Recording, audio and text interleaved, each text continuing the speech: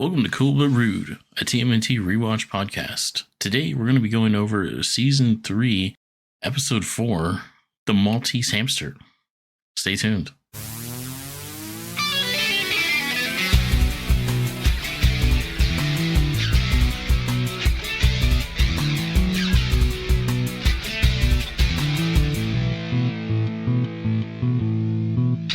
Alright, so this week we're going over Episode 4, The Maltese Hamster. I'm your host, Christopher. I'm Robert. I am Mike, Go Green Machine. Of course, yes. Yeah, you were just waiting for that, weren't you? It is. It's at the top of my notes. Nice. In big bold letters. Okay. So this week, like I said, we're going over The Maltese Hamster. Originally aired back in 1989 on September 28th.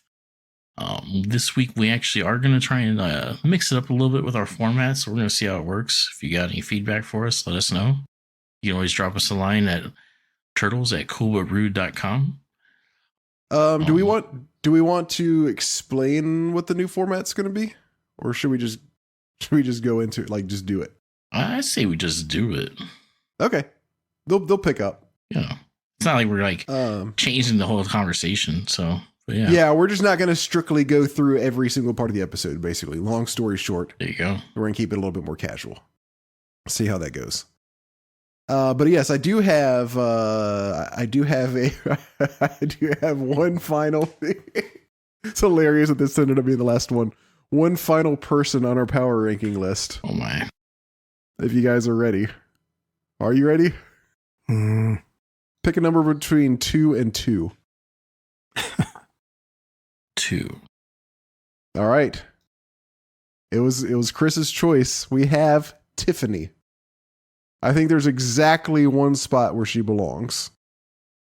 Off the list. Close. Sort of. Why is she on the list? That's awesome. Because of this conversation right now. Did you not have an actual person and you just stuck her on there at the last minute? No, she's been on here since the beginning. You know, Tiffany's people too. I think Tiffany, I think to me, there's no question that she goes exactly one spot above Byrne. Above Byrne. Yes, because she was the one pulling the strings on Byrne. The 1 or 2 episodes we saw her. Everything he did was because she wanted him to do it. Yeah. I got, like, who's underneath him, though? Captain Hoffman, Vernon, Blodgett, and Irma. Yeah, she'd take those fools. I'm okay with that. Mike, you okay with that? You can put her wherever you want to. He knows where you can put her. Shine her up sideways. And yeah, you go. There we go. So our list is tentatively complete. It's at least complete. We've caught up with everything. What an anticlimactic that word. It really was. I was just like, guess she goes here, right? Yeah, okay. So the not final, but final that we've caught up on all the characters that have been shown in the past. We will add more as they come. Our current final, not final list from the top to bottom, most powerful to least powerful characters in the 1987 Teenage Mutant Ninja Turtles universe are Krang, Shredder, Leonardo, Donatello, Michelangelo, Raphael, Fly Stockman, Splinter, Omnis, Smash, the leader of the Crooked Ninja Turtle gang, April, Rasputin the Mad Frog, Rocksteady, Bebop, Rex 1, Baxter Stockman, the Tentacle Monster from Dimension What, Neutrinos, a pizza monster, the Mutant Plant, a Foot Soldier, a Roadkill Rodney, Napoleon Bonafrog, Hamato Yoshi, Catwoman is still higher than he deserves to be, in my opinion, Catwoman April, a mob of Mousers, Baxter's Electricity Monster, Baxter's Goop Monster, Tiffany, Byrne, Captain Hoffman of the Anti-Turtle Squad, Vernon, Blodgett, and Irma. Now, there are a few characters that were characters, but that we didn't get enough information to even begin to rank them. Those few were Genghis Frog, Attila the Frog, and General Trag. General Trag's one of the rock guys, right? Yes. Yeah. How you guys feel? What do you guys think? I know there are things that all of us would change, but overall, what do you think? I think I'm okay with the top 10. Mike. Yeah, I mean, it's doesn't sound like a resounding Wow. happiness with this list. I'm happy with it. I like it, actually. Why don't we move on? well, like you said, you know, there's. Oh no, I mean, like you said, it's. We all have our little nitpicks about it. You know, people that we think should be other places, but I think overall, between three people with somewhat differing opinions, we agree. We have agreed on a lot of the placements, but it's not bad. I mean, for between three people, for characters that we're maybe maybe we have a sentimental attachment to, or we see them in a different light, or people that we can't stand, you know what I mean? Stuff like that. Yeah. So it's not bad, I think. But I do have a submission for review. Okay. I would like to move April O'Neil higher in the list, and that is my submission for consideration. You're going to have to work pretty hard to convince me she belongs higher than Smash. Is she just underneath Smash? Yes. And that's an example of differing opinions on the list. I mean, I would need to see the list, like get a visual again. But I mean, I'm willing to hear the argument. I mean, Okay. I think I'm always willing to listen. Like it's just Yeah, while Robert pulls up the list, I shall explain myself. So this episode, I think it adds a skill to April that I don't think any of us realized that she had. And that is True. expert marksmanship with dude, yeah, she's with a high-tech fucking weaponry. sniper. Yeah. This woman was laying prone on top of some whatever that was, and just one shot at that hamster. I mean, come on. I mean, you know, The hamster she liked too. yeah. It was something else in a couple episodes ago that made me want to move her up, but I've forgotten by now. But I think that should just be put into consideration for her placement, and I'll just leave it to you all decide if it matters. I cannot agree that she goes any higher, but I'm willing to put her higher if both of you all think she needs to be. I mean, I've always thought the ominous thing was weak sauce. I mean, I can appreciate its power, but what it does with it is like it doesn't do shit, and it gets wow. And to think of it gets whacked out by April. This is true. So this is like some poetic justice here, because I could see her going above Smash and Omnis. What if we move Omnis? What if we do this? Here, I'll do it off to the side here. Wow, this We guy's take these gonna die on this fucking Smash hill and do that. and bump Smash up one.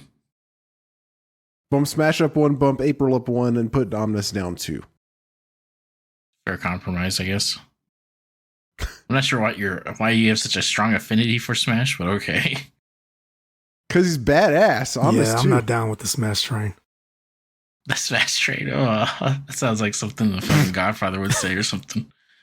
Oh, the wrestling, yeah. Yeah. Why is Splinter so high again?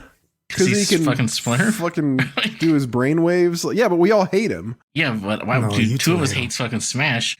And yes, and I do hate Splinter, but I can appreciate that he is a fucking ninja master.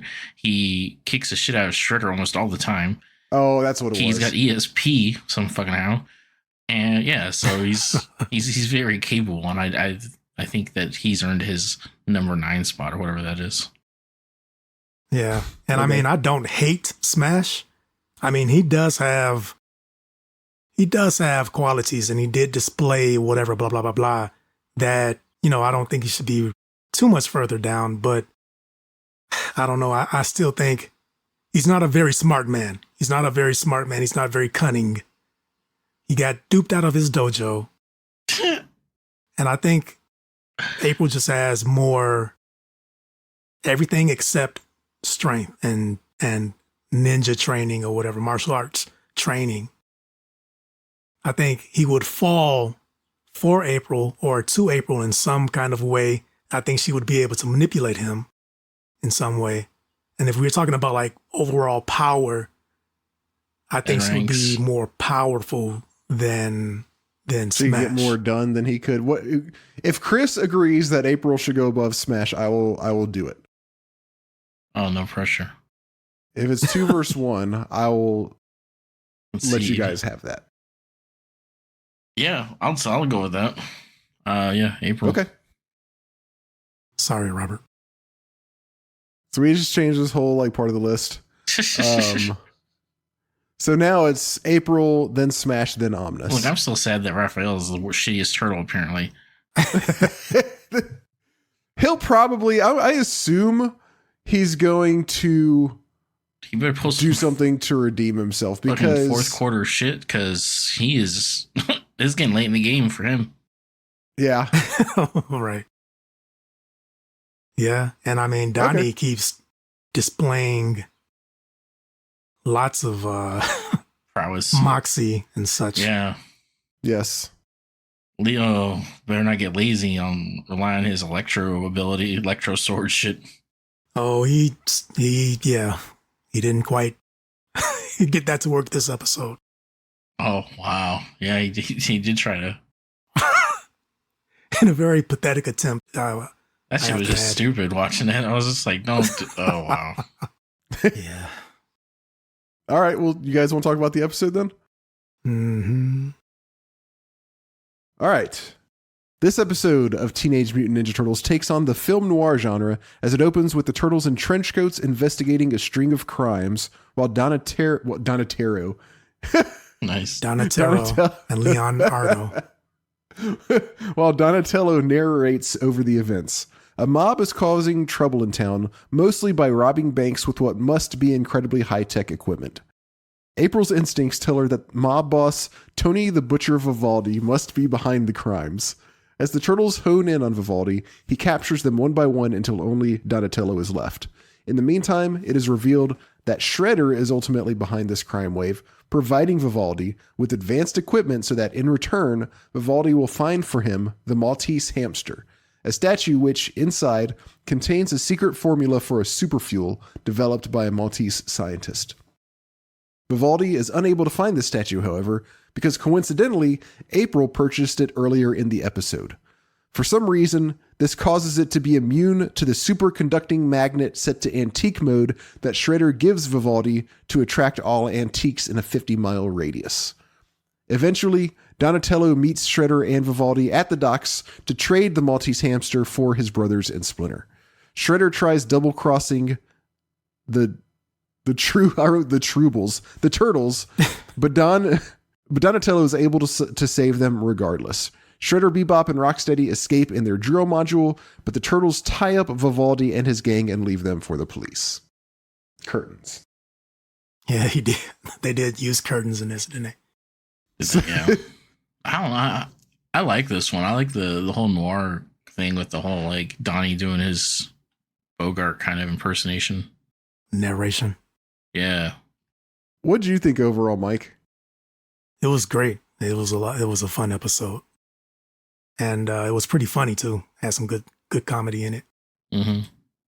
I will just go ahead and get this out there that I'm the dissenting opinion on this one. Okay. Ooh. I did not care. This we'll get there. I just found this episode boring. Hmm. Oh, okay. But as I mentioned, the overall theme is like a film noir, Humphrey Bogart, Yeah. Donatello narrating over the events like, we found this guy and that, and there's trouble in town, this kind of stuff. Yeah. Yeah. Yeah, same. And of course if you're not familiar, the name of the episode is taken from the Maltese Falcon. It's Falcon, right?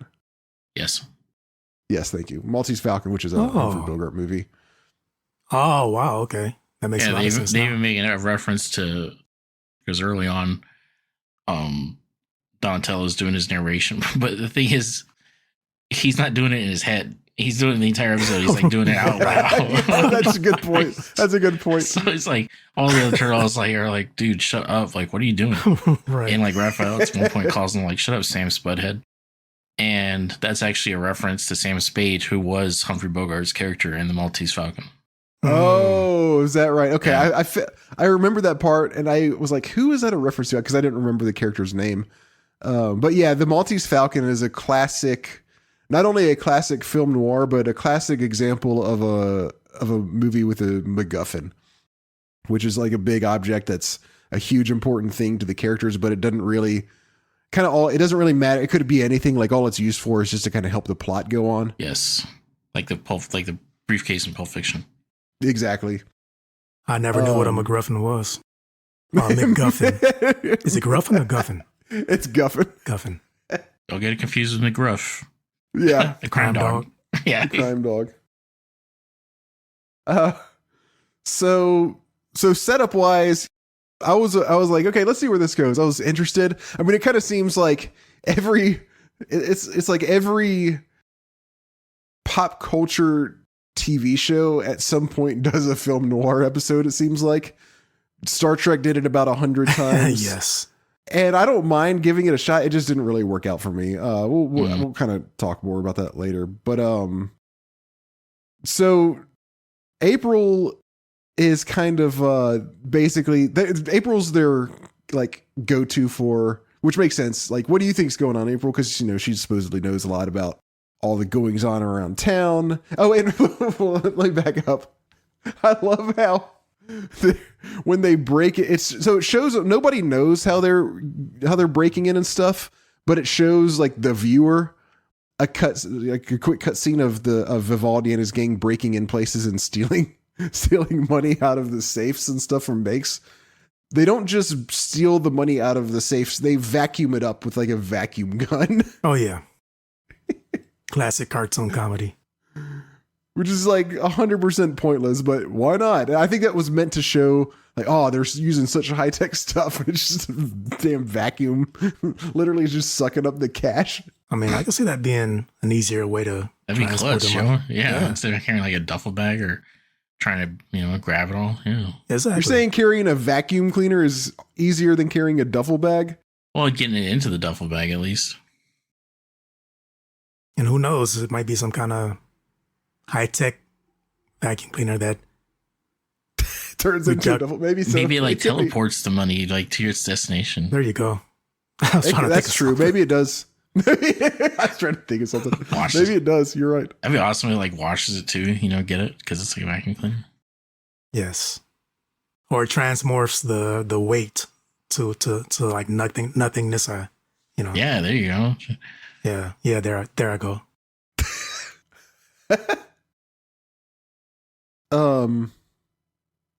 We got a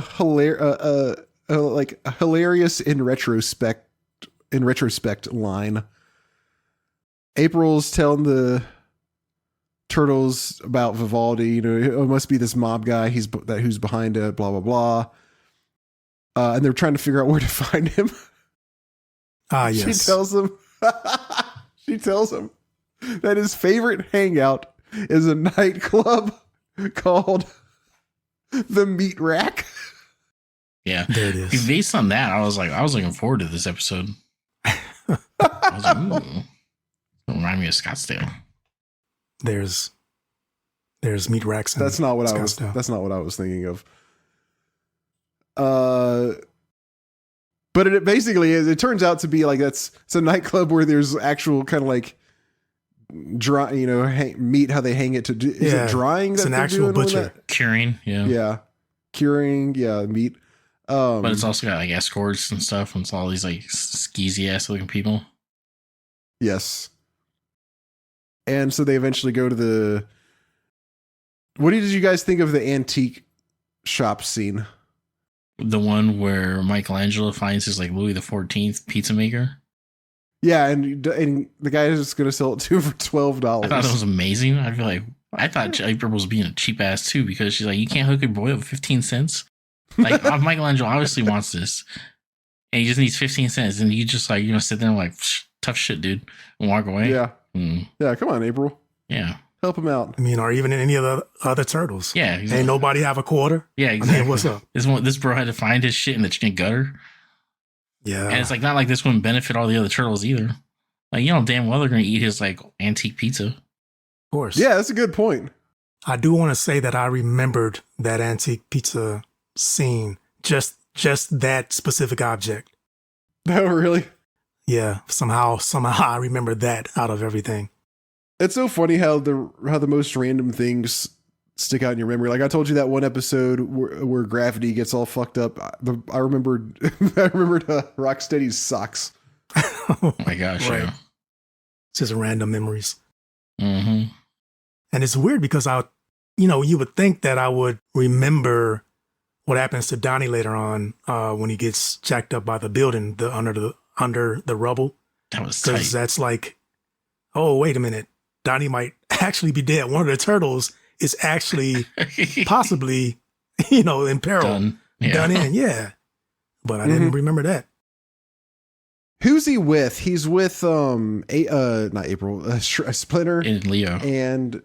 Yeah, and they're like, and so Raphael and Michelangelo at this point have been captured by Vivaldi, and the three of them go out, and they basically quote kill Donatello and then kidnap Leo and Splinter, and it's got this kind of classic death scene where stuff where a building or something crumbles on top of him, and then it cuts away with just his arm sticking up out of the rubble. Yeah. Yeah. Just to bag up a little bit, like, so they go to catch Splinter. They're using their ray guns. They're shooting them, and they create like this force field. And then they like blast the trio, and they get all like thrown away.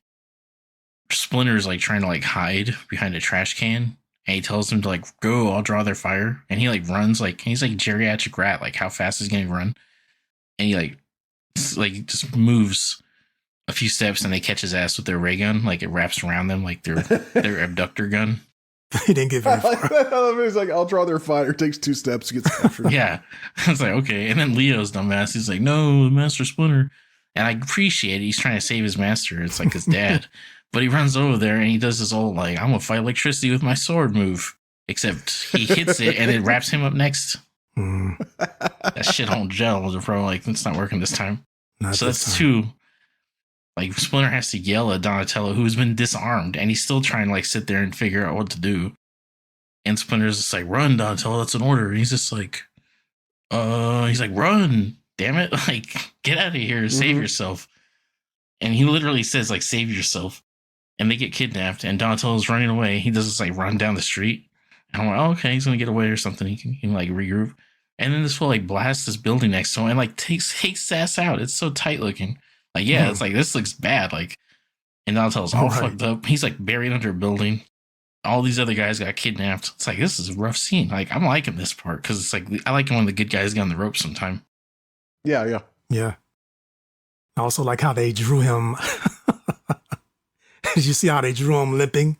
They drew his little limp animation. That was such a Donatello. I gotta admit, like, I noticed it, but I was like, this looks shitty. Like, thank you. Yeah. I did not see it. Oh yeah, it just looks like they're clipping the episode, like the animation. Yes, it's just like exactly. I'm like, that's pretty funny. Is this shit rendering? Like, are we still buffering this fucking scene? Like, what's going on here? But yeah, maybe I do remember that part. I forgot what was happening when I saw this, but I do remember one part where it seemed like the screen was almost lagging or something. Yeah, that's probably it, because it's like they do a wide angle, like, so they back out, and it shows like him kind of like in the mid. He's like, it's focused on him, but it's like back zoomed out, so you don't get any real details. You can just tell he's like kind of like janky walking. It's like I appreciate your attempt, but I was like, I think this could have been done better. Yeah, and then he gets to he goes to Channel 6, and that's pretty cool there because you got the assholes are groveling to April at this point, which is pretty cool. See, here we go again. She's got the street smarts. They admitted it. She got the balls. She got more than these two put together. Because they even admit, they're like we're everybody's too scared. Like, you're the only one that's got the guts to do it. Like, well, this is Byrne and Vernon. Yeah, they're like, for once, they're actually talking, like telling her how great she is. Yeah. Like, this entire time for the last like 3 years, they've been talking shit. And for some reason, this story is the one that gets them. Yeah, because they're a bunch of punks. Yeah, I mean, they are. Like, they've just been flexing and getting away with it this whole time. But now she's like, I guess. She doesn't even realize, like, what she has in the sense of, like, leverage. She's just like, what do you mean? Like, why do I got to be the one that does it? And, like, they got to paint it out for her. And I appreciate that. I like it. But it's just like, April just is not, like, grasping the gravitas of her ability right now. Or maybe she wanted them to say it even more. You know? Yeah, maybe. Tell me more. Tell me more how awesome I am. I'm cool with that. I like that. Did one of y'all say that Byrne has a different voice this episode? Yeah, he's got a different voice actor this episode. I thought he sounded fine. Maybe a little bit different, but not bad. Did you guys notice that or think anything? I felt the same way, but I was just like, how often do I really pay attention to this jerk's voice? Right. That was my other thing. I was like, I don't really know for sure. Okay. And it's not like when they do it with like somebody like Shredder, like, or when they did Krang. Yeah, I'm like, that was jarring to say the least. Yeah, like, wow, he's extra special today. Yeah, but at Channel 6 though, you got Irma there. She's all like thirsty on the phone. She's just like, oh yeah, like, how you doing, hot stuff, and she's like, oh okay, like, well, you want to make a date next week? How about next month? Next year? It's just like, pump the brakes, lady. Like, and then like she rolls up on Donatello, and then she's like does this shit annoys me. I'm like, I'm sorry guys, I know, but it's like she's like, oh, which one are you again? And it's just like, Donatello, bitch. Like, I know you. Like, yeah, I think that has to do with the continuity. Because what episode did Mikey throw her the party? Last episode, which was in order. Which is number 3. I think so, yeah. The biggest thing for me is going to be to see how the Technodrome situation plays out. Yeah. That's because that's, of course, still up in the air. They're still down there. So if they get out and stay out, then I'll be very happy with our order. If they get out and bounce back and forth, then I'm going to really be like, yep, we messed it up. Yeah. Yeah, well. For us to even try to do this is just, let's pat ourselves on the back. Or pat you on the back. Thank you. I love pats on the back. Nice. There you go. Enjoy. At the meat rack. Yeah. So we find out that Shredder is... oh, God. We find out that Shredder is... They kind of suspected it all along, but they eventually find out, yes, Shredder is the one behind all this. Yeah. Blah, blah, blah. Maltese Hamster has got some... They never explain how Shredder knows about this formula. Oh, yeah. All he knows is that there's this hamster that has a secret formula for a super fuel, and they're going to use that to get the Technodrome out. And very coincidentally, just this day, April bought that. Mm-hmm. I like how easily the mob bought, like how easily he just spilled his guts. Like Donatello's like, I didn't think about that. That's so funny. Tell me why Shredder wants this. He's like, well, and he like goes into like story mode, like he's talking to a child. Exactly.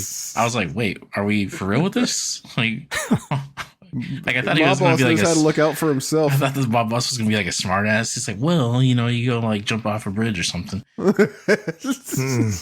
Like, no, he's like, well, there were once upon a time there was a scientist in Malta. Right. Pull up a chair.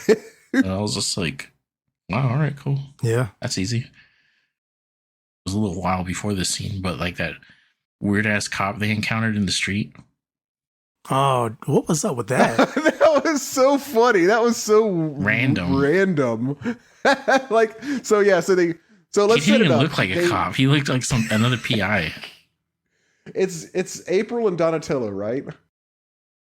Yes. Yeah, that's who are, yeah. It's down to those and two. they're like walking down the street in the middle. Well, there's other stuff going on that we'll back up and get to in a minute. But they're walking down the street trying to figure this out, and this cop like stops him. He's basically a detective, kind of like almost like a film noir detective himself. Yeah, exactly. Yeah. And he stops him and he's like, hey, he's like, what are y'all doing? Y'all need to go home or something.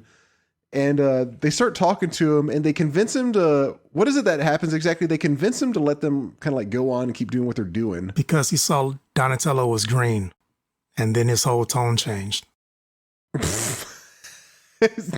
And then he's like, and then he just starts saying, well, let me give you some advice. And he's like, don't talk to, like, I don't remember exactly. He was like, don't talk to strangers. Yeah, like, never eat unwrapped candy. Look both ways before you cross the road. Right. Like, look both hell? ways They're before kids or cross the something. street. Just yeah, starts giving him just like all this random like cliche advice. like this dude turned into McGruff the fucking crime dog.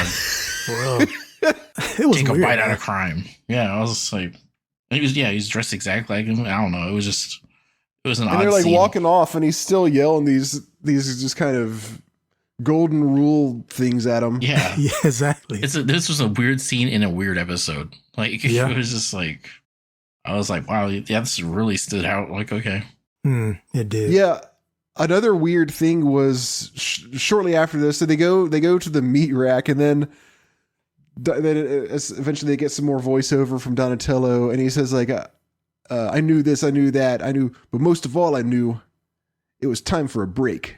And yeah, that's like when they it did goes this to fourth commercial wall break? shit. I was just like, Yeah. I just caught that because like I had been like, I watched it a couple times and I was just like, wait a second, did this like time for a break coincide with a commercial break? It Like sure if did. I was watching this as live, like wow, all right. I thought that was tight. I don't know, like when he went to go to Channel 6 and got help from like April and stuff. I mean, I thought that was like that's the move. But like part of me was hoping it wasn't Shredder behind this and that he went to Shredder or got hooked up with Shredder somehow. So that they would like do like like one of those things where like sometimes the good guy, one of the good guys manages to get out and like he has to go to like the nemesis to like work with against some new nemesis. It'd be like, you know what I'm saying? Like it'd be like if Cyclops escaped and he's like, fuck, Yeah. I gotta go work with Magneto to kill Apocalypse. Oh, Like That I would've been tight. was hoping it would be something like that, but it was like it was just straight up. And I get it, it's a kids show, so I was like, I Yeah. was just like, oh, that would have been a way cooler way to do this. That like they were fighting like this mob boss somehow actually got the upper hand, and they were using some weird tech from like some Baxter return to kind of bullshit. It would have been better. I agree. I think anything would have been better to you. Yeah, Probably. damn, Robert. No, that's one of my favorite tropes, though. That exact thing that you're talking about, Oh yeah, I love that. Yeah. I love when I see that in the when I used to read comic books and or I'd see it in shows. I'm like, that's my jam. When I Yes. see that, I'm like, oh yeah, go to that guy. Yes. Right. It seemed like it happened often in the Batman animated series.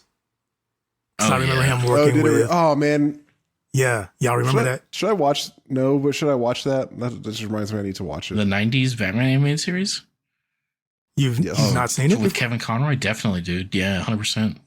I know Kevin Conroy Oh. is supposed to be legendary, and I've just never seen it. That Oh, series yeah. is gold. I'll put my name on that. That's up there with the '97 X-Men, in my opinion. Yeah, I agree. I didn't watch that either.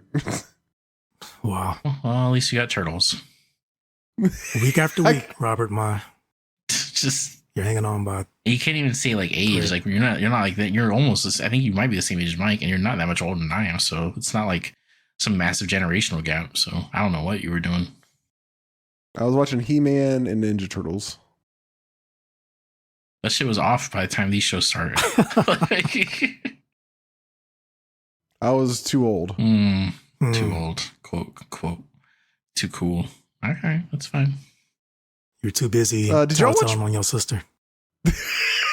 Did y'all watch Power Rangers? I never watched Power Rangers. I never was interested in it. Yeah, I could see that one being a little just you missing that mark, but I did. I was into that one.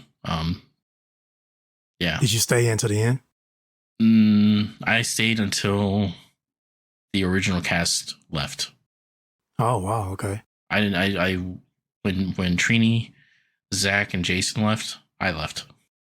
Got you. I didn't like Rocky and all those other cats. No, I didn't even stick around for the movie at that point.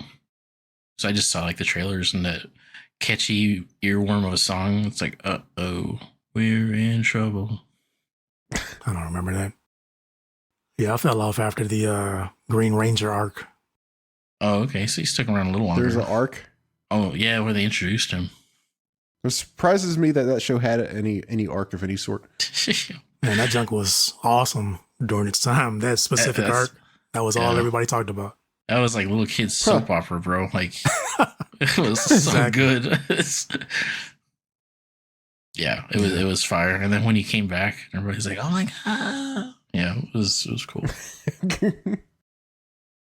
But we digress. Back to the episode. Can we talk about the superconducting magnet? Oh yeah. Oh my gosh, the settings on this thing. The settings. So this is the thing to set it up that Shredder gives Vivaldi, and Vivaldi's like, "Sorry, we haven't been able to find it." And Shredder's like, "Why haven't you just used the superconducting magnet that I gave you?" And I don't know if Vivaldi just didn't know what it was or forgot that he had it or what, but it's literally just a thing that you turn it on and set it to whatever you want, and or of the settings it has, and it just pulls in anything of that type within a 50-mile radius. So they set it to antiques. There's like a little spinny knob, you know, where like you turn it, radio dial. Yeah, exactly. And they turn it until it says antiques, and then turn it on, and the antiques from, again, a 50-mile radius just start floating towards them, breaking through walls, through windows. Yeah, right. And nobody's seen this. Nobody. Right. Nobody in the damn street. I thought this is a city that never sleeps. I didn't see one fucking person out there. Exactly. I noticed that a lot in this cartoon, man. They just have empty streets. Nobody's seen nothing until they need a crowd for plot advancement. Yeah, aka a mob, because that's usually what they are. Yeah, right. Yeah, good point. What were some of the settings? That alone, there are several very funny things about this. One is just the fact that they have this in the first place. Why don't you tell us some of the settings? We had home furnishings, furniture, men's underwear, which was my favorite. Yes. I really want to know why Shredder has a machine that can magnetically attract all of men's underwear within a 50-mile radius. Specifically men's underwear. Like specifically men's underwear. What kind of weird shit are they doing in Dimension X? I mean, it is all males on the Technodrome as far as we know. And maybe they don't feel like going up to the surface in the module every time they need new underwear. I think there's only one human though. Well, we don't know. I mean, the rock monsters have on, actually they have on briefs. If you look at them, they have on like Speedos. Little purple Speedos. Yeah. And I mean, who knows what Crane does? He's naked, bro. Yeah, we do know what Crane wears. It's nothing. He just walks around. He's like a little pink brain. Like he got his what was it? Well, unless you count like the android. That's what I was going to ask. What does the android wear? Oh, what did he get stuck in the gum last time? He did. Ganglion. Oh gosh, that was so awesome. So gross, but so awesome. My ganglion stuck in chewing gum. So he needs the underwear with a little flap so he can cover his ganglion, is what you're saying. Tell that to somebody, bro, you need to cover your ganglion. You should. You should do that. Hey, did you know your ganglion is sticking out? Yeah, exactly. My favorite, well, not my favorite. It reminds me of this great quote from The Simpsons when Nelson goes... He's like making fun of Bart, in typical Nelson fashion. And he goes, Bart, your epidermis is showing. And, Bart like freaks out and I forgot what happens. He falls over or something like that. And he does a classic, ha ha. And then he turns to the kid next to him and he goes, see that your epidermis is your hair. Wow. So he's, oh my gosh. He's like dumb at being smart. That's amazing. Yeah. Ha ha! I can't do the laugh. Yeah, me neither. Yeah. Apparently, none of us can. Nah. But yeah, no, that was that machine was quite something. And like, so it's a 50-mile radius, and then it's supposed to draw all these antiques, which would be God knows how many in New York City. And then, like, that's going to be coming out of stores, out of homes, everywhere, right? Mm-hmm. And then, you know, lo and behold, it doesn't show up. The Maltese hamster does not show up. So where the hell does April live?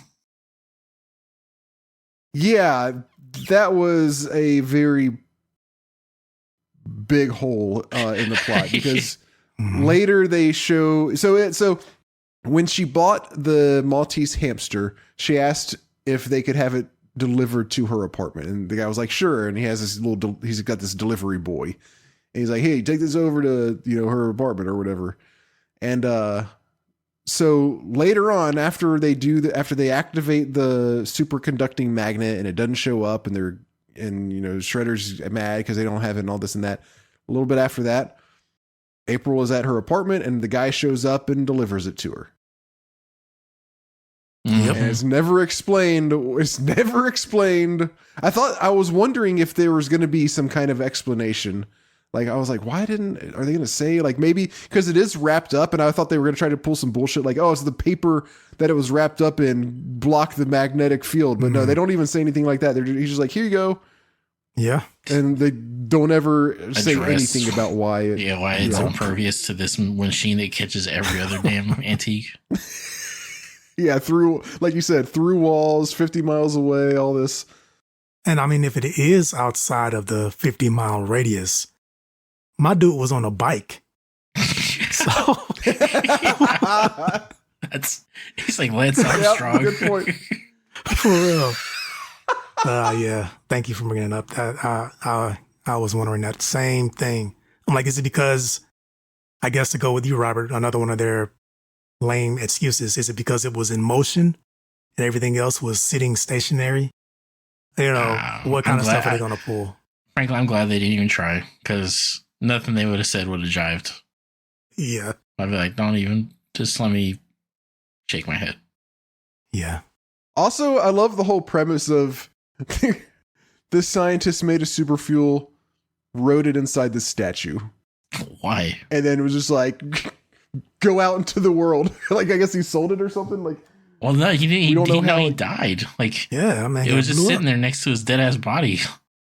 Right. The hamster was? Yeah. Okay. It's in the scene with like rubble. So he didn't even do that. He just wrote it on a hamster and kept it nearby. Like, what? They're like, we need to explain why this hamster is important. I'm like, look, you don't really need to, but if you want to, go for it. Just some other way would have worked better. Some other way. Or give us a reason, like why, who put the somebody else could have put the formula there, or like he could have put it there on a piece of paper or something, but he like wrote it on the inside of the hamster. Like, how did you even do that? Yeah. And if you saw it when Shredder opened it up, it did not look like numbers or letters or any kind of mathematic anything. It didn't look like elemental properties or whatever. It was just like a diamond and some lines. It looked like a constellation or something, unless I don't remember what I saw. Oh. It didn't look like anything. Was it? I don't remember what it looked like. Was it maybe supposed to look like I forgot what you call it, but like a chemical formula? A diagram. Yeah, that's what I'm saying. But it had like the lines, that connects the elements, but it showed like a diamond and like a little starburst type thing. It wasn't. So it was supposed to look like. Oh, I just pulled it up. Yeah. You see it? Yeah. Yes. Wow. What is that? That's like almost like maybe like a chemical formula, like where you can see like the neutrons, electrons. Mm-hmm. That's the closest thing I could even guess that they were trying to do, or they were trying to show like like a let's give it to them. An elemental kind of thing. But yeah, no. Right. No. This whole episode, you would think I don't like this episode, but I actually do. It's just that I can see through all the bullshit, and I'm just not afraid to call it out. Yeah. There was so much of it, and I'm like, no. It's more fun to talk about. Yeah, he's like, that's fucking like stupid. why Shredder would want a chemical that's going to explode anyway, a fuel that's going to explode anyway. Well, he thought he could make it power the Technodrome. That thing still doesn't have AC. No wonder he's all pissed off. Yeah. Yeah, that's true. Everybody's all cranky as hell in there. You know what it's like. What about this part with Donatello on the TV? Oh, yeah. This is so The dumb. Donnie show. The Donatello show, something like that, he said. How does it come about? They're just sitting around watching TV and all of a sudden Donatello's on there, right? Like it's just kind of a sudden type of thing, isn't it? Yeah, pretty much. They're in their hideout. The mobsters. Yeah, they're in their hideout. What does he comes on TV and what does he say to him? Basically, he has the hamster that everybody is after, and he strikes a deal with the mobsters to meet him somewhere or another with no weapons. He doesn't want to see any weapons, at least, and they will make. That's right. He's laying down. That's right. He's laying down like what they're gonna do. Like for the exchange. Yeah. And see, I had two problems with this scene. Okay. First of all, in a different scene with him and April, when they were eavesdropping on the mobsters as they were talking to Shredder, when they found out that Shredder was involved, this stealthy ninja just knocks over a bunch of crates as he stands up to shoehorn in the old trope of, we made some noise, now they know we're here. But yet in this scene, he has infiltrated this place without being noticed. He got into a crate, because if you see him, he pops up out of a crate when he reveals himself. Found some kind of, fashioned some kind of TV looking device, put it on his head. He did all of that without them noticing, and they were sitting right there within inches of him. It was so stupid when he pops up and he's like, shit. I'm right. I'm actually right here. I'm not really on TV. Like, Yes. what? They're like, oh, he's here. What? Like, it's that turtle. Yeah. But again, it's classic cartoon comedy. And if Shredder actually finally shows up in person, this entire time he's been on a TV, like giving orders to Vivaldi, and him, Bebop, and Rocksteady show up on the dock. Oh, that's what you meant by the talking head. I see. Yeah, he's just been on TV the whole time and finally shows up. Like, he gets to play the role of Krang. Yeah. And now this is what it's like, where he gets to be the boss and he has to deal with some incompetent asshole on the surface. And he shows up on the docks. They bust through the dock. Yeah. Do you want to yell? Do you want to talk about them yelling out your favorite thing, Mike? Oh, Go Green Machine. Oh yeah. It came that's back. the highlight of the episode for me. And it's after, correct me if I'm wrong, isn't it after Donatello trades the Maltese hamster for them to be freed, right?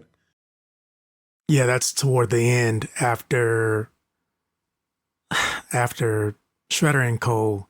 flee simply because they don't have any weapons to fight the turtles, Which which, is weird. right. That's never really been an issue before, right? Hell, Rocksteady's had a sword. Yeah. Whether it's wooden or metal, he's going after them. Right. So, and plus they're giant. They've even fought them hand to hand. Like, they don't care about weapons. Yeah. The Stooges ran away. Mhm. They're very cowardly. And then also the mobsters, since they don't have any guns anymore, they're a bunch of punks too. So Donnie shouts that as they handle off camera the group of mobsters. I was about to say a group of Mousers just because of the stupid list. But yeah, that's when he says is Gold Green Machine. And it's singular, not plural. And it's not machines. It's machine. No, it's a green machine. Like they're one machine. Yes. That's the second time they've said it. They've only said it just now and that first time, that one like a while back, right? I think I've only heard it twice. Yeah. Yeah. I thought I was more surprised than anything. I was like, wow, they're really doing this again? Going back to this one? Man, Giving it another shot? As long as they don't blow that turtles fight with honor.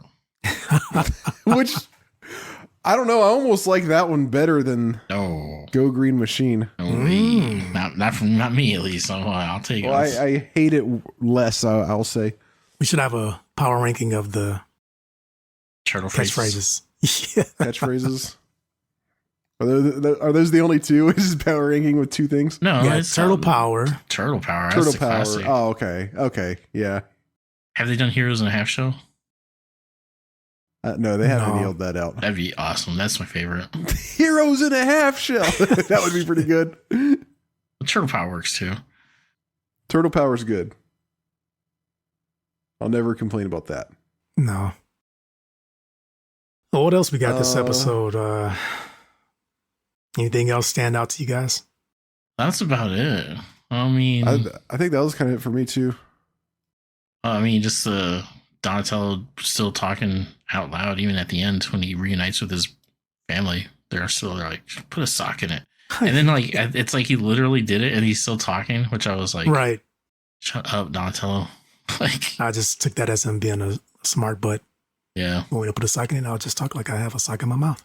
Really, like this is like once again, this is a perfect opportunity for the villains to like they could have smoked 4 out of the 5. Like just tie them up with some chains, throw them off the dock, and that's it.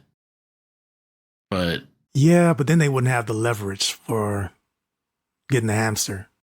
you know how this shit goes. They're not gonna have that damn thing anyway. They're not gonna like. And lo and behold, they didn't walk away with it regardless, and they lost their hostages.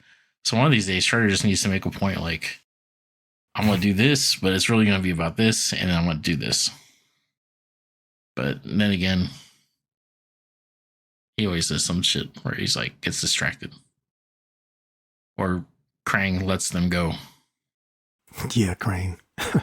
Like, why are you actively working against this man?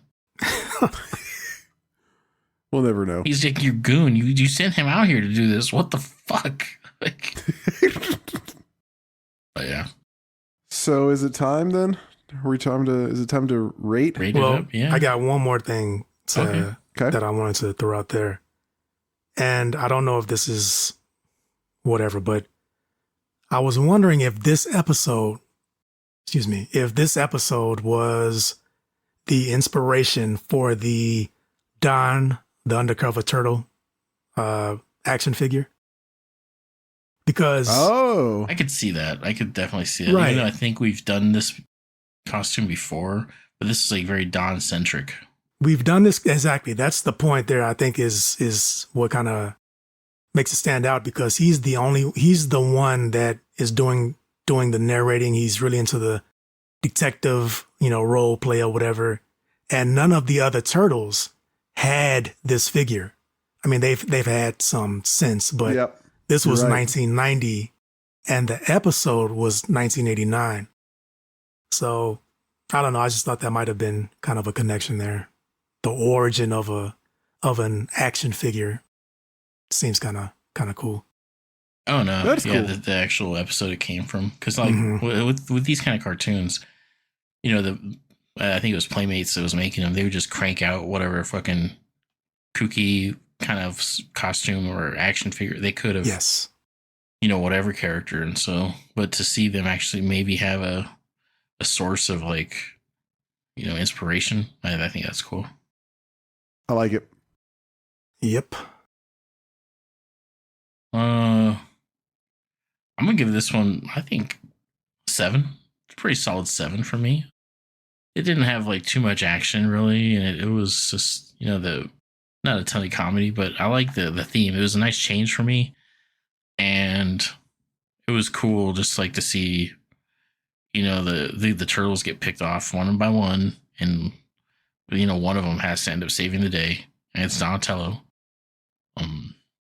Even like Shredder took kind of a back seat, which I don't really like it typically when the main villain is who happens to be the best villain. Also, it is not very much in the episode, but it worked this time. I thought the characters they had using for the actual majority of the heists was worked. I like the whole noir shtick, as long as it's not like overused, which I don't think they do. I think maybe this might have been one and done, but I thought it was a good episode. So you give it a 7. 7. Yeah. This is definitely my least favorite episode yet. I just thought the whole thing was boring. Like you said, there's basically no action. They didn't, I mean, yes, they set it up film noir style, but there really wasn't much of a mystery. I guess there was for like the first 3 minutes. I didn't think the plot did anything interesting. As we mentioned, there were huge holes and just dumb things in the plot. A huge coincidence with April just happening. I mean, I guess there have been, the whole series has been based on tons of coincidences, but yeah. But this one was like ridiculous. He randomly sees this thing in a random shop in New York City and buys the one thing that they happen to need. Like that's a little bit too much. But most importantly, I was just bored the whole time. Those things aren't a huge deal if the rest of the episode is exciting to me, but to me there wasn't anything exciting about it. And then it had these weird writing issues on top of it. I'm going to go with a 4. Ooh, Wow. okay. I thought about giving it a 5 because I was like, it's not really actively bad. It's just not good. But then I thought about it and I was like, no, there are some things that are actually bad about it. Man, 4. I was wondering when something would come along that chafes you pretty bad. I was too. I was honestly wondering if it was ever going to happen. I was like, even the not great episodes up until now, they've still been, generally pretty fun. But this one I really was just bored the whole time. For an episode to just be straight up boring is, kind of up there with an annoying episode like Christopher had with 50-Foot Irma. Yeah. That sucks. I hope that never happens to either of you. Thank you. It's very thoughtful. Oh man, okay. So I was gonna give it an 8, but listening to Chris, you pretty much said all of the major things that I liked about the episode. And then the plot holes, they did bring it down a bit for me. And I think it wouldn't be fair to give this an 8 when much better episodes and much better written episodes have also gotten that same score. So I'm going to go with 7. It was fun. And I hope this is not going to be a thing. I thought about that last week or whatever, when I was thinking about the scores, the really bad scores, and how the writing has gotten to me a little more than it had in the beginning of the podcast. Because I remember, I would probably say, who cares? It's a kid's show and But now it's starting to grate on me a little bit more. You know what I mean? You can only forgive it so many times. Exactly. Hold on a second. Yeah. Right. Yeah. We're gonna finish the podcast all hating Ninja Turtles. Fucking 2s, 3s. Right. This wasn't never good. I'm scared a little bit. Just almost like, man, are we going into like a slump? Like, is this like some era of the season where it was just like a shitty streak, pun intended? Yeah. I really hope the next. I think I know what happens in the next episode. Maybe y'all probably do too. I feel like it's gonna be a good one next time. This ain't Burns Blues, is it? No. Okay. No, the next one. Let me double check. It's Is the fifth turtle. Yeah, so that could be anybody. Oh, okay. I won't spoil what I think it is. There is something we need to take care of. Okay. Tony the Butcher Vivaldi. Oh, Where does he get yeah. on the I list? guess that's a good. Yeah, he's good for the list. Mm. You got to pull that thing back up. So she said. Yes. Taking a look here. My instinct would be to put him below Napoleon Bonafrog, above Hamato Yoshi. Yeah. Well, are we talking about just the butcher or the butcher with his goons? Because if it's just the butcher, but you can take into account his kind of leadership prowess and his ability to get people to do his bidding. Now I know why Mike hates my burn argument so much. I don't want to put him above. I barely want to put him above Tiffany. I feel like he definitely goes above the goop and electricity monsters. Like there is no way he could take out a goop monster. With a Tommy gun could take out a goop monster. I think the goop monster was pretty weak, and the electricity monster got beat by a rug. All right, fair. Then he's under Yoshi. Well, okay. Do you think he goes there? There's a little space in there still under Yoshi, above the electricity monster. In between, we have Catwoman, April, and a mob of mousers.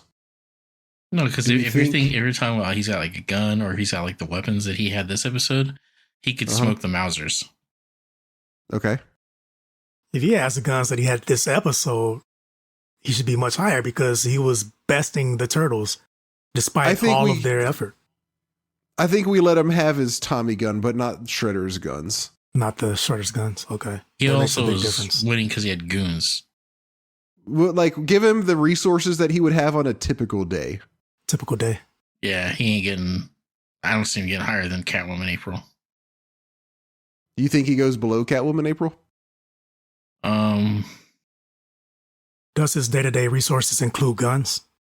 Yeah. Yes. Okay. I'm not against him going below Catwoman April. I'm happy with him there. I do think he would go above her because I think she was fairly ineffective, and he can get the job done to some extent.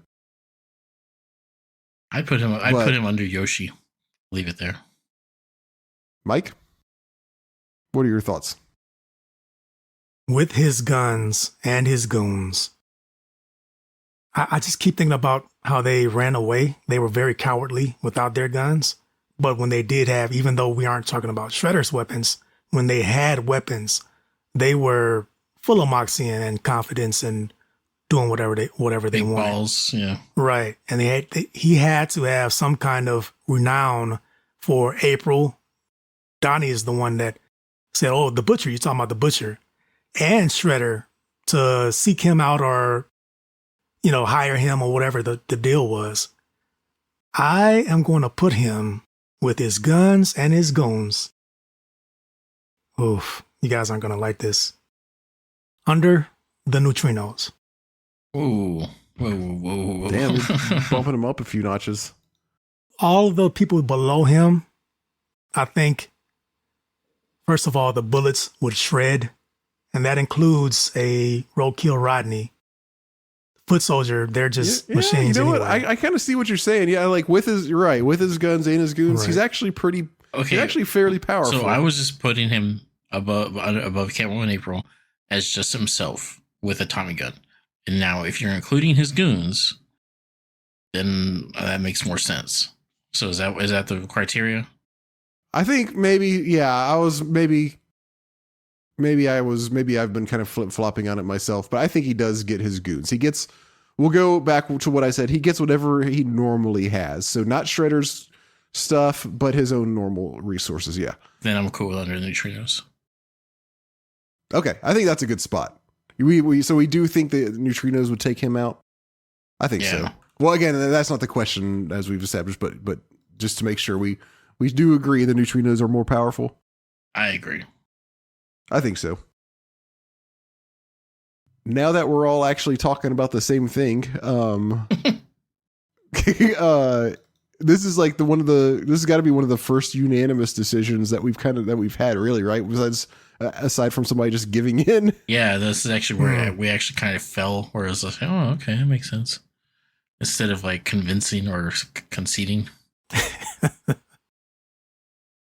Yeah. All right. I know I already did it. I'm going to do a very quick rundown of the list one last time because I know we've already gone over it a couple times, but since this is the last time we're going to hear the list for a while, presumably. Well, I don't know. We could get somebody else, but Krang, Shredder, Leonardo, Donatello, Michelangelo, Raphael, Fly Stockman, Splinter, April, Smash, Omnis, Rasputin, Rocksteady, Bebop, Rex One, Baxter, Stockman, Tentacle Monster, Neutrinos, Tony the Butcher, Vivaldi, a Pizza Monster, the Mutant Plant, a Foot Soldier, a Roadkiller Rodney, Napoleon Bonafrog, Hamato, Yoshi, Catwoman, April, a Mob of Mousers, Baxter's Electricity Monster, Baxter's Goop Monster, Tiffany Byrne, Captain Hoffman, Vernon, Blodgett, Irma. There we go for the 100th time. Very nice. I was thinking, what do y'all think about this? I haven't really fully thought it out, so it might be a terrible idea right off bat. But what if we had an episode of the pod that was dedicated only to taking another look at the power rankings and making arguments for moving whoever around? I'm cool with that. That'd be cool. I think that would be fun. I personally would like to wait a little while. Oh, yeah, down the road. Okay. Yeah. But no, I'm definitely open to a whole, like a mini episode or a half episode, so where we just focus on the power rankings. Yeah, I think that'd be fun.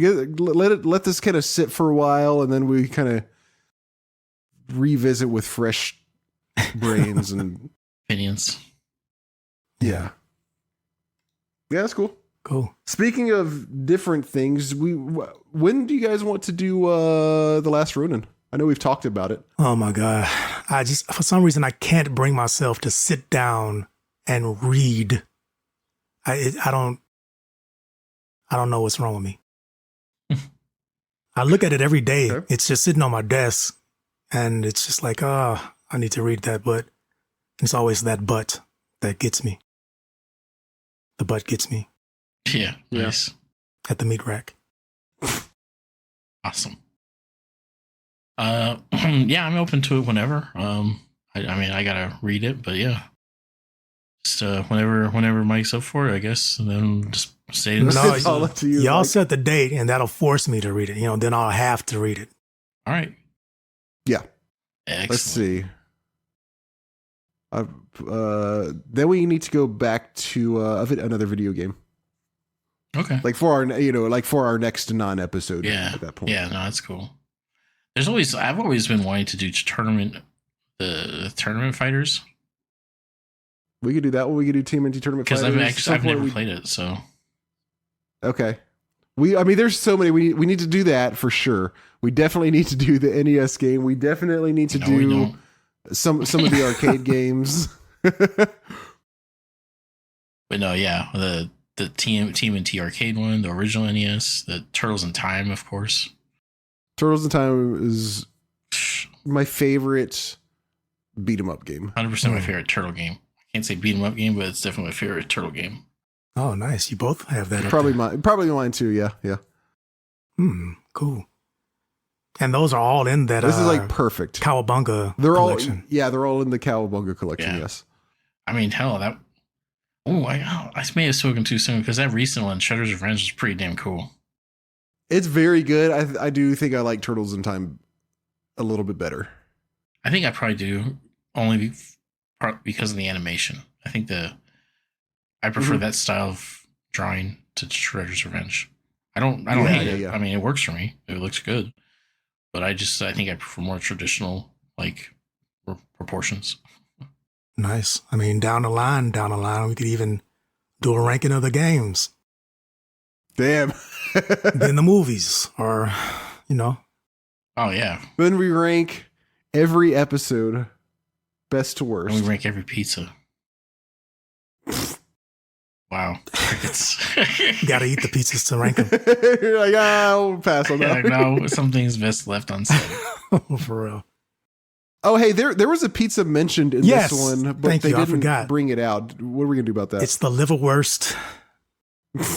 I think we could just That, skip no, that right? goes on the list. It's No, on it the goes list. on the I list. forgot about. We can't skip everything we hate, but Well, no, but it didn't actually show up, right? No. Wasn't It that doesn't the one have to you just show up. said? It has to be mentioned by name. Oh, is that what it is? With we the, all. What even is liverwurst? Is that different from just liver? I was going to ask y'all.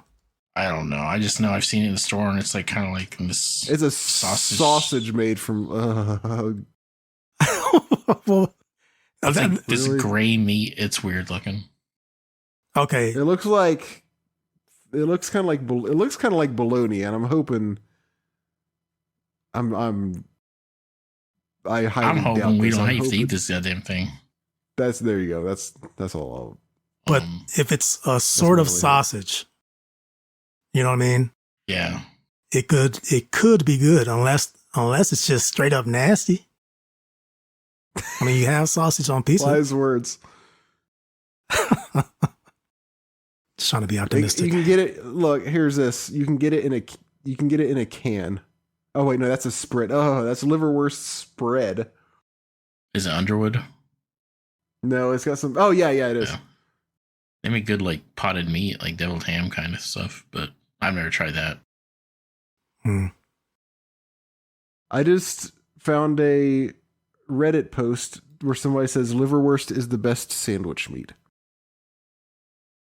And a lot of people are actually agreeing. Not everybody. Yeah, I'm cool. The taste in sandwiches varies so much. It's so vast and Yeah, straight up. different. Yeah. This was our second least ranked or least rated episode. Oh, Second, man. of course, to the last one. Yeah, it's not a good trend. No. But we got some good episodes coming up. Just from the names of them. Like you said, we got Rat King coming up sometime. The Metalhead, he comes around. Usagi Yojimbo comes around. My boy Leatherhead. Yeah, Leatherhead. Yeah, like Chris said, Casey Jones. Wait, did you just say Casey Jones or did I just make that up in my You head? just made that up. Okay, well, Casey Jones. God, it was too late. There's a couple episodes. There's at least 2 episodes with Usagi. Did you know that? I think it might be 3. But I didn't know there's you- at least 2. Really? I didn't know that. Okay. I think they're like kind of back to the back. I think it's an mutagen- arc. But yeah. Mutagen Man. Oh man, that's gonna. Oh. The flies. They're Oh gonna do man, Mutagen okay. Man. That's bold. That's like a sad ass one. I think it is. I don't think he's a very good monster, but I love. He was my favorite looking bad guy. Yeah, he was a cool toy. I had him when I was a kid. Yeah, favorite toy definitely. I like Muckman. And he had like this little like Oh, Muckman. eyeball Joe Yeah. or something in his trash can backpack. Yeah, Yes. I can't remember in the Nickelodeon one, they did either Mutagen Man or Muckman. I can't remember which one, but whichever one it was, they did make that very sad and it was kind of dark. It was Mutagen Man. Okay. Yeah, that was rough. Yeah, I do. I remember that. Tragic character. Tragic. Oh, hey. Well, no, I won't spoil all the ones. There's another good one that we get this episode, this season also that I just saw.